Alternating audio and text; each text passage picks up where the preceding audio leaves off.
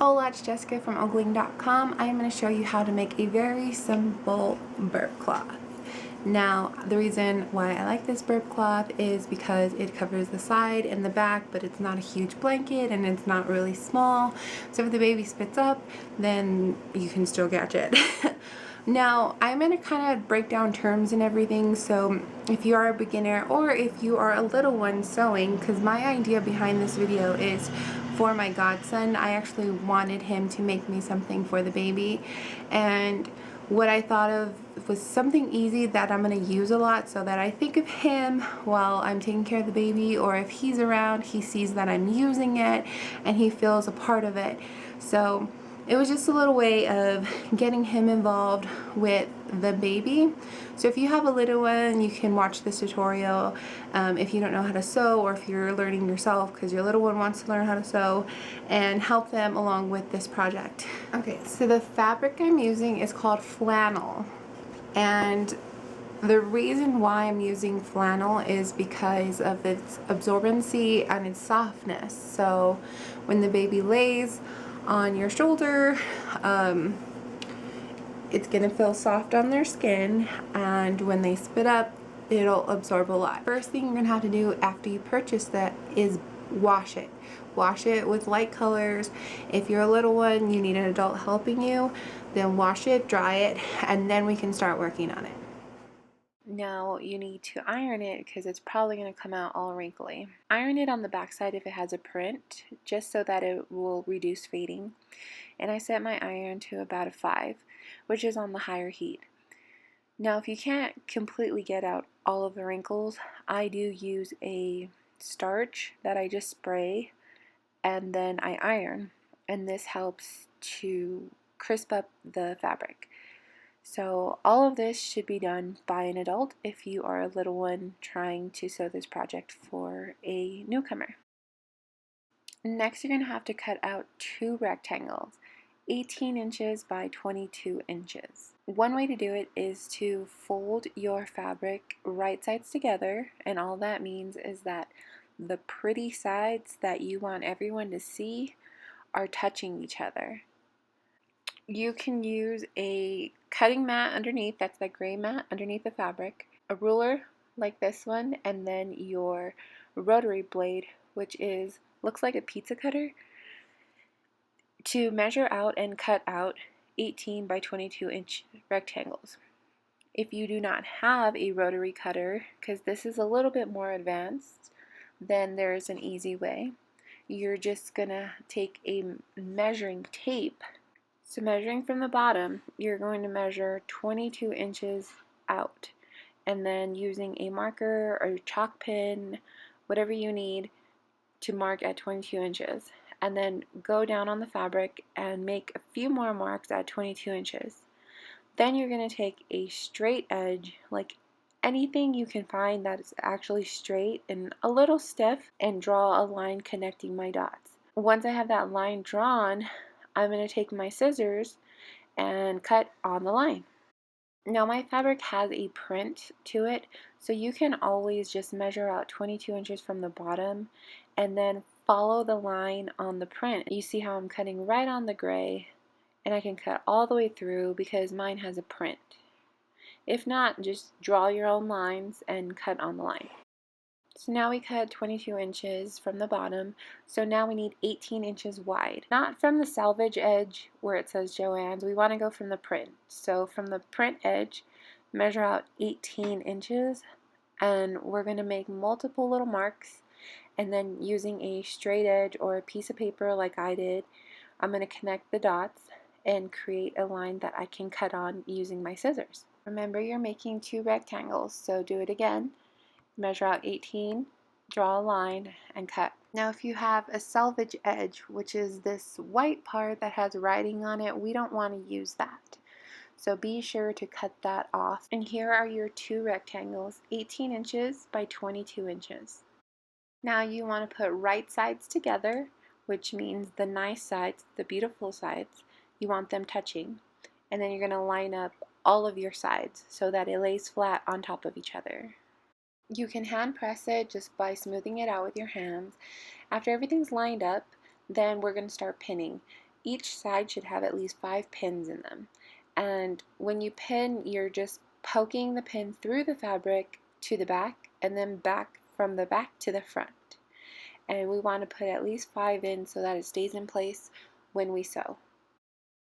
After you pin it all the way around, you're going to mark a 1/2 inch from each corner because you want to make a new corner with your pin. So go a 1/2 inch from the top, a 1/2 inch from the side, and draw the lines a little bit bigger, and you will have a new corner. That's where we're going to stop sewing, and you'll see in a minute. Repeat for all 4 corners. Now that you have it pinned all the way around and marked on all 4 corners, we need to mark an opening. So we need this opening so that we can turn it inside out after we're done sewing. This 3-inch opening is not going to be sewn shut. So make a mark, and then 3 inches away make another mark. We're going to start from the right side of the mark and sew all the way around and stop at the left side of the mark. We're going to be sewing at a 1/2 inch seam allowance. That means that you need to sew a 1/2 inch away from the edge. Now, if you're using a regular utility foot, it's just the standard one that comes with your machine, you need to move your needle over all the way to the left, as far as it can go. Now line your fabric up with the edge of your foot, and that will help you to keep it at a 1/2 inch seam allowance through the whole entire project. So then when you start sewing, we're going to start on the right side of that opening mark that you made, that 3-inch opening mark. We're going to start on the right side of that, go forward, backward, forward to lock in our stitch using our reverse button, and then you're going to sew all the way to the corner that you made. Now when you get to the corner, if your machine doesn't have a needle down position button, then you're going to hand crank it so that the needle goes down into the material, and then you can turn it 90 degrees. That's just going to turn it so that you can sew down the other side, and then you're going to keep sewing. So again, if you don't have a needle up down position on your machine, it's okay, just stop as close to the corner that you marked yourself, and then crank the hand wheel on the side of your machine towards you and put it so that the needle's in the material, and then you can turn it. Now, if your machine has an up-down needle position, then this is going to be really easy for you. It looks like that little button here. It just looks like the needle with little arrows going up and then going down on the other side. So you press that and you see your needle is going to go down in your fabric. Every time you stop sewing, your needle is going to end in the down position. This is going to make it easy when you get to the corners. When you get to the corner, your needle is going to end up right where you marked your little corner there, and then you can just lift your foot up and turn your fabric a lot quicker. And you see I'm getting a close-up here so you can see how the needle ended up right in that mark that I made. And then I lift the foot up so you can see. I'm going to turn the fabric. The reason you need the needle in the down position is so that you won't lose your spot as you're turning your fabric. If the needle is in the up position, when you lift your foot up, that is, the little foot that's on your machine, when you lift that up, it's going to lose your spot, and then you're going to have this extra thread. So the needle has to be down, and then you can put the foot back down, and then you can start sewing again. The up-down needle position button on a sewing machine is really important to me. I do use it a lot as I sew. So if you're looking for a new machine, then I definitely suggest getting that. This is the last corner here that I'm working on, and it ends in the down position. I just lift the foot up, turn the fabric, and keep sewing. Now, since that's the last corner, I'm getting to the opening again, and I don't want to sew that close, so I started on the right side. Now I need to end on the left side to leave that open. So when you get to that marker, you're going to go backward, forward, just to lock the stitch, and then you're done. So don't sew that close. Don't forget, if your machine is in the down position, the needle down position, then you need to lift it up by pushing the button. It lifts up the needle, you lift up the foot with the lever, pull back, and cut the thread loose with your thread cutter on the side of the machine. Now you have an opening. Yay! Before we turn it inside out, you have to do what they call clipping the corners.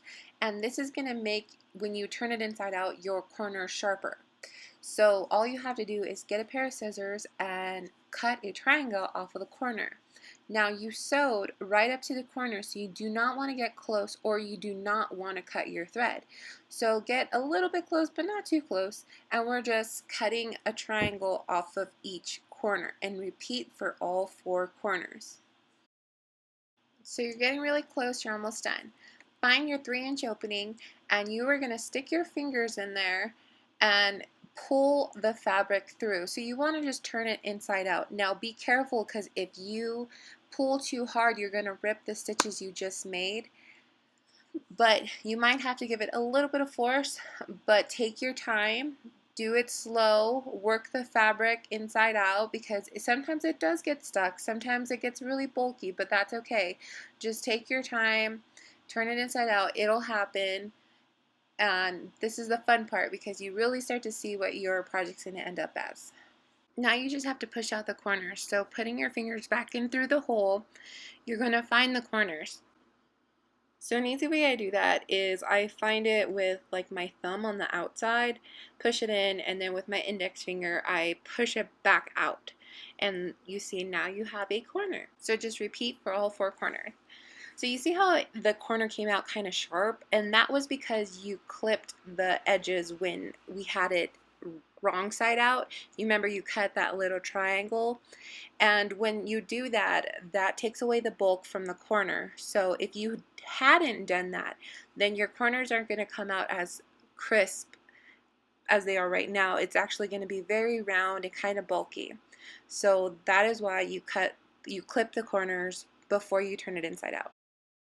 So now we have to iron. So find that 3-inch opening that you made, and we're going to tuck the raw edges in. We don't want to see them.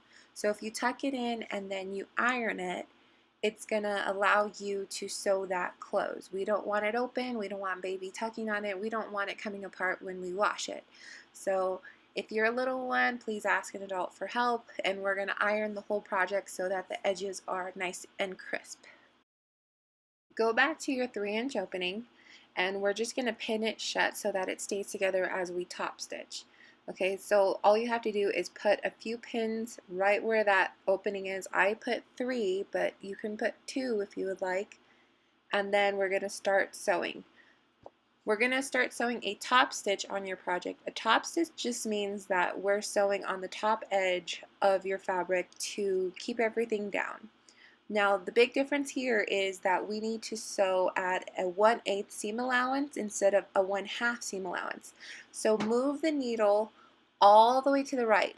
When you sew to the wrong sides, remember we move the needle all the way to the left. This time we have to move it all the way to the right, and then if you line up your fabric with the edge of your foot, you're actually going to create a 1/8 seam allowance. So when you start, you go forward, backward, forward. That's locking in your stitch using your reverse button.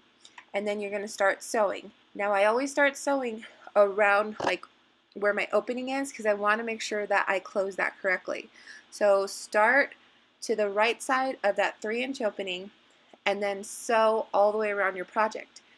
Same thing applies here. If you have a machine that has the up down needle position button, then you're going to want to press that so your needle ends in the down position every time you get to a corner.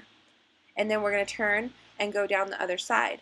If you don't, then hand crank your needle with that big round thing on the side of your machine towards you, and it's going to put the needle in the down position, and then you're going to turn your fabric. So all I do is when it gets to the foot, like right at the edge, then I know I'm going to have to turn it. Now you see there's a little bit of fabric on the outside of the foot. Don't worry about that too much. Just start sewing and then try lining it up again where the edge of the fabric lines up with the edge of your foot so that you keep that 1/8 seam allowance. And then you keep going all the way down and around, all the way back to where you started your top stitching. Make your way around, you're going to find yourself back to where you started. So then you want to press your reverse button and go backward, forward, backward. And then if your needle's in the down position, then you want to lift it up by pushing that button. Lift up your foot, push your fabric back, and then cut your thread loose. The very last thing is you have to cut your thread tails. Now these are the little threads that happen after you sew. You just cut them as close to the fabric as you can, and you're done. It's going to be a really fun gift, especially if it's coming from a little one. And please don't forget to like, subscribe, share, and comment. And God bless. And thank you so much for watching.